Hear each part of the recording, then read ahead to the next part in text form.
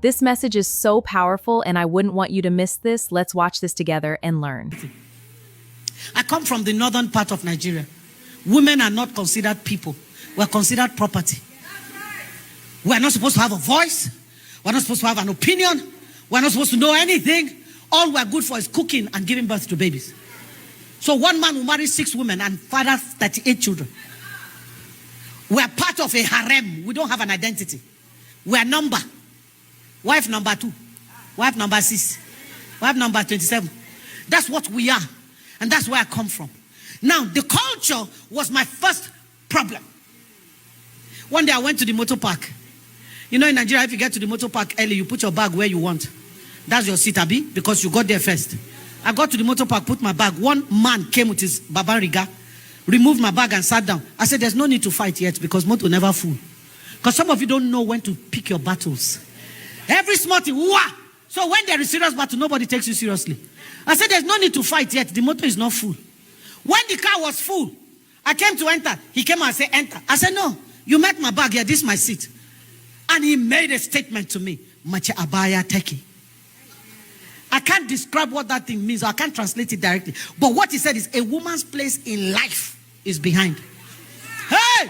Some nuts just loose from my head. I said, don't bring that evil near me.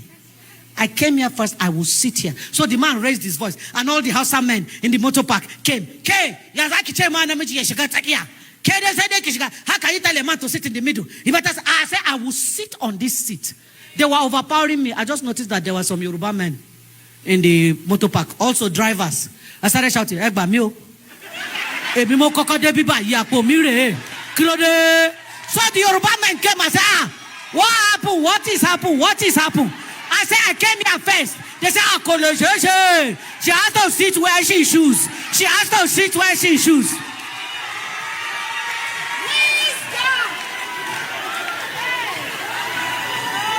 So the Pharisees and the Sadducees started fighting.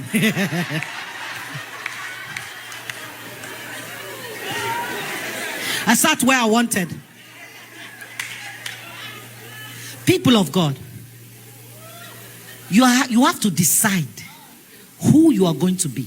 You can either be a number or you can stand out. A number or a digit. My mom was having many girls and my father began to complain. My first sense of self was, what does a man do with female children? That's what my father was saying. And I began to look at myself as defective because I'm female. Something said to me, there's something wrong with being a woman. And my sense of self dropped because the one who should have built it up was the one that knocked it out of me. And then my third problem, so tradition, my father, my third problem was my voice. Up to a few weeks ago, somebody called my phone. Hello, ma. Good morning. I said, good morning. He said, please, sir, can I speak to your wife? Because my voice is big. I said, who do you want to speak with? Say, Reverend Christy. I said, I'm the one on the line. No, sir, please don't be angry. Your wife. So I have to now say, hello. Then I say, oh, Reverend Christy, good morning.